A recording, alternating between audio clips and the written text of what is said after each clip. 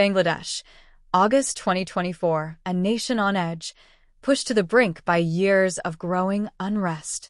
What started as a movement against public job quotas quickly became the most dramatic uprising in the country's modern history. And leading the charge? The youth of Bangladesh, students determined to take a stand. But how did they succeed in toppling Sheikh Hasina, the nation's most powerful leader, after 15 years of rule? This is their story. It began with frustration brewing on university campuses. For years, students had grappled with the government's controversial policy of reserving 30% of public sector jobs for families of Liberation War veterans. To many, this system symbolized injustice, a betrayal of merit and opportunity.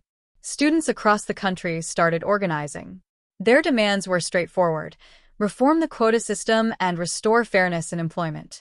But their voices soon carried much deeper grievances. As the protests gained momentum, more issues surfaced: allegations of corruption, the erosion of civil liberties, and autocratic governance under Sheikh Hasina. For years, critics accused her government of silencing dissent, stifling the press, and manipulating the judiciary. Students, armed with smartphones and social media, began sharing their frustrations, sparking a nationwide movement. It wasn't just about jobs anymore. This was about democracy, justice, and freedom.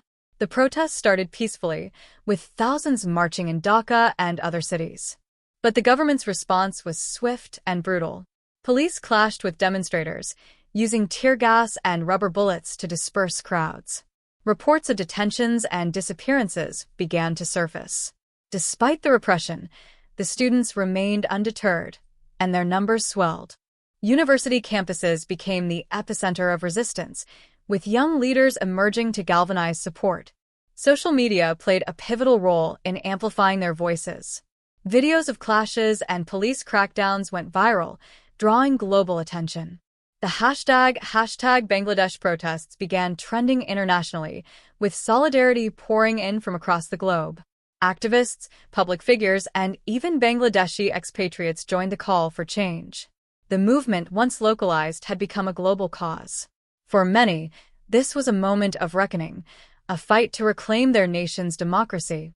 By early August, the protests reached a boiling point.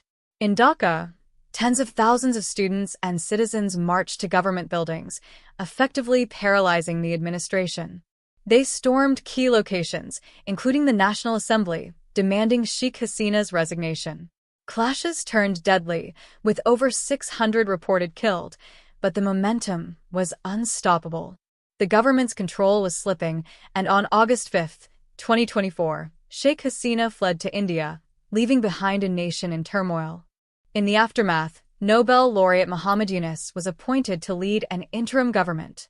His task was monumental: restoring order, addressing the grievances of the protesters, and preparing the country for free and fair elections.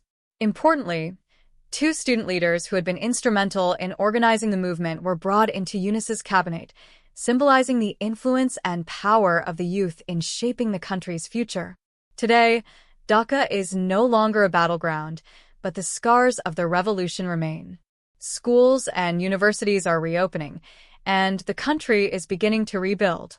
Many students believe this is just the beginning of a long journey toward reform.